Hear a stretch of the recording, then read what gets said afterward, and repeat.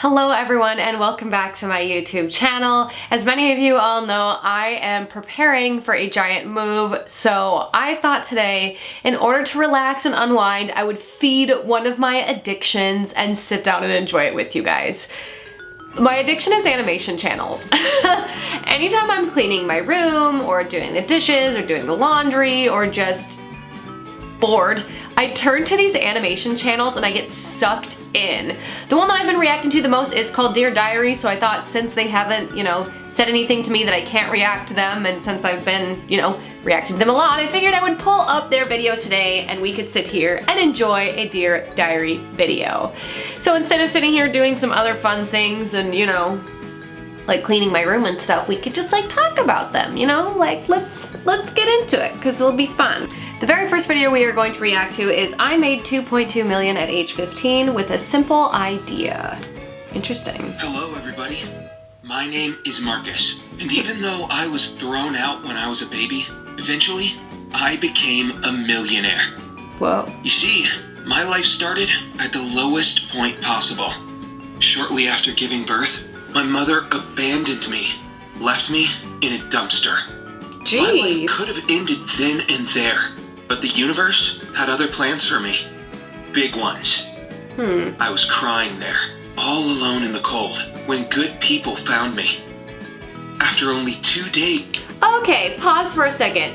Don't forget to comment if you guys think these are real or fake. So far, I'm already starting to feel a little like, is this really real? I mean, what are the odds that you would get left not only in a dumpster, but like you'd be sitting there crying and then all of a sudden these people came and found you? I don't know. Let's keep watching and see what happens. I was adopted. I always remember this story, as I feel like that day I got a second chance in life. Okay. From a young age, I was interested in inventing all these different things. I remember when I was 9, my father brought home this old computer. I had never seen anything like it. It wasn't working, and it looked enormous, but I made it my goal to fix it. I sat in my room for hours, trying different things that I've read in books, and I finally did it. It was up and running. Soon after, all the neighborhood knew that I had a talent for technology. So they kept calling me whenever they had a problem. My amazing and encouraging dad even printed an ad in a local newspaper. It said, "Call Marcus. One number, all kinds of fixing." Wow, that's awesome. So regardless if this story is true or not, I think it's amazing that his parents are extremely supportive, especially of their son that has a special and unique talent. It sounds really dumb and kind of cliche to say, but I think a lot of parents out there stifle kids by either forcing them too much to be in different sports or in different things, or they don't support them enough. Like, it's hard to find that perfect balance, of supporting your child, but letting your child pick what they want to do. So it's great that this dad was so supportive to his son that he actually helped make him an ad for something that his son loved. Like, what a great first job. I had my picture with a tiny suit on, and it was cringy as hell, but I still felt like a proper businessman. Yeah. It was the start of my career. But after only a month, my family started tearing apart. Uh-oh. My father started acting strange. It was the little things at first. He'd doze off in the middle of a conversation, like he had something else on his mind. But it started getting worse. He started disappearing in the middle of the day, leaving his phone at home. He'd come back in the middle of the night and wouldn't be able to explain himself. I couldn't believe that this amazing, caring man that took care of me could be so secretive. That's interesting. What could he be hiding? My mom was getting crazy. I heard her even shouting that she will divorce him if he won't tell her the truth. I was getting worried. So one time, after school, I decided to follow him and see where he's going. Jeez. He took a bag and told me that he's going to the supermarket, and I left a minute after. He seemed to be going there, but then he met an old colleague at a bus stop. They talked for a couple of minutes, and then he just jumped on the bus. Oh? I ran towards it and jumped in at the last minute. He was standing alone. I was trying to hide in the back of the bus. After like half an hour, the bus reached the final destination and stopped. The driver asked for all of the passengers to leave. It was in the middle of nowhere. There was a forest nearby and a couple of houses, but that's it. He sat down on the bench, clenched the shopping bag in his hands, and started crying. Weird. Okay, this is such an interesting turn of events because the story is called I made 2.2 million at age 15 with a simple idea. So we already know he's good at fixing things, but I feel like we're kind of straying off the topic a little bit here. Maybe this whole backstory will add into what his idea was and how he helped. Plus, I always find it really interesting that these stories all of a sudden say that the dad or the mom like just randomly started like erratically, like not really focusing or not being a good parent anymore. It's strange how this happens a lot in these stories. That either to me says that it happens a lot as you get older and you just kind of like change like sporadically and are a completely different person, or that a lot of these stories aren't true. I don't know. I'm still on the fence about this one. I kept thinking, what's happening? Why is he here? I couldn't wait any longer. I walked up to him, sat down, and he raised his eyes to me. They looked lost. Why are you here, Dad? I asked. He looked ashamed. What could be so horrible that he wouldn't want to tell me?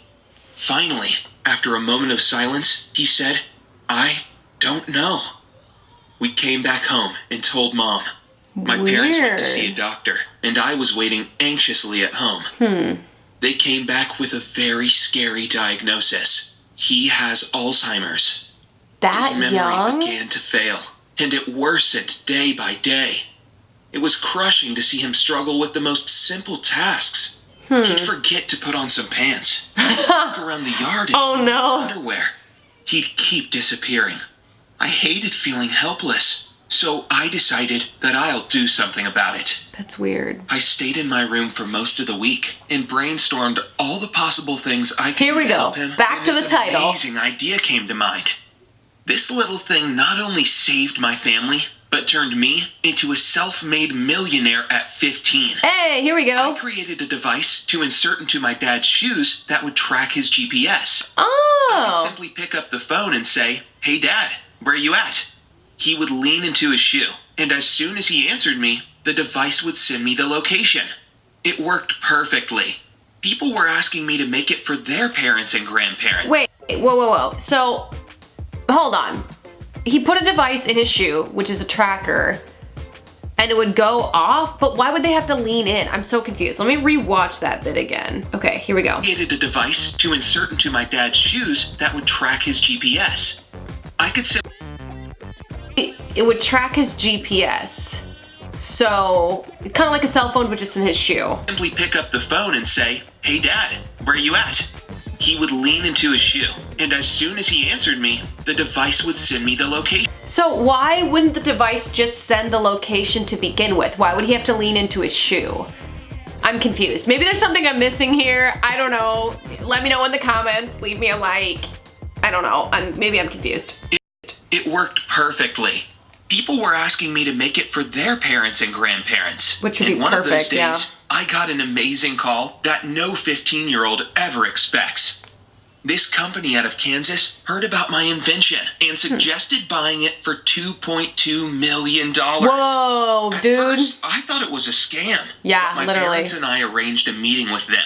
And here I was, a 15-year-old country boy born in a dumpster, now a successful millionaire. That's awesome. First, I had no idea what to do with the money. I wasn't that interested in luxury, but I really liked innovation and helping people. Aw. So I used my money to start my own company.